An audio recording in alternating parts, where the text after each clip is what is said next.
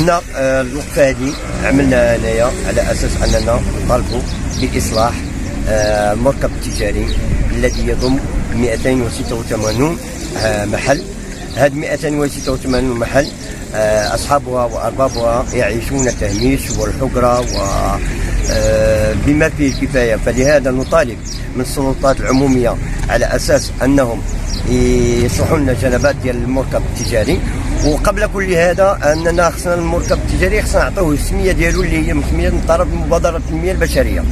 حنا كنلاحظوا باللي هذا المركب ما حمل حتى شي اسم، ما حمل حتى شي حاجه ديال مبادره التنميه البشريه. فلهذا اول مساله اول مطلب ديالنا حنايا هو اننا كنطالبوا باش يعلنوا على هذا المركب التجاري كانه مركب ديال مبادره التنميه البشريه. وكذلك الجنبات ديال المركب التجاري مهمش وناقص، على اساس انه خصو يتصص ويتعمل له واحد لي بلاك اللي باش يتعرف على الساكنه ديال مدينه خميسات. كما اننا كنشاهدوا باللي سلطه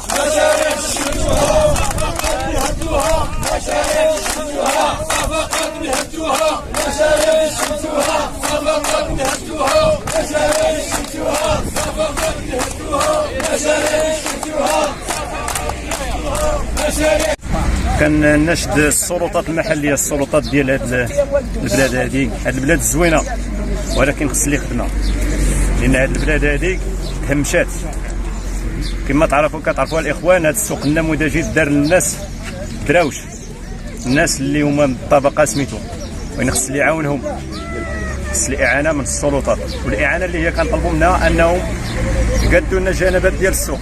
راه جنبات ديال السوق راه ماشي سوق هذا، كاين مشيتي تشوفوا راه ما سوق مواد كما كتقول بالعاميه. والتدشين ديال السوق، لان السوق ملي كيتدشن كتعطى ليه قيمه وكيدار ليه 1000 حساب. السوق مادام ما دشن. وتحرير الملك العام، وكنركز على تحرير الملك العام، لان الا ما تحررش الملك العام ذاك السوق راه ما غينجحش، وغيخرجوا الناس كاملين وغيتسد السوق كما تسد ديال الخضاره. يا مسؤولين، انا راه كنقول لكم وكنشدوكم وكنطلبوكم تعاونونا في هذه المسائل هذو. راه الا ما كاينش تحرير العام، وكنركز على هذه النقطه وكنقولها وكنعاود نقولها، الا ما كاينش تحرير الملك العام راه السوق غادي للفشل.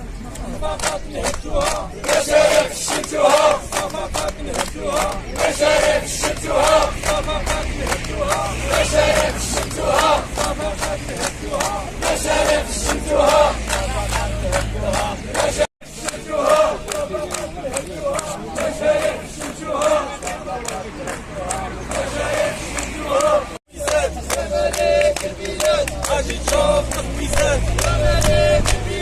اجي تشوف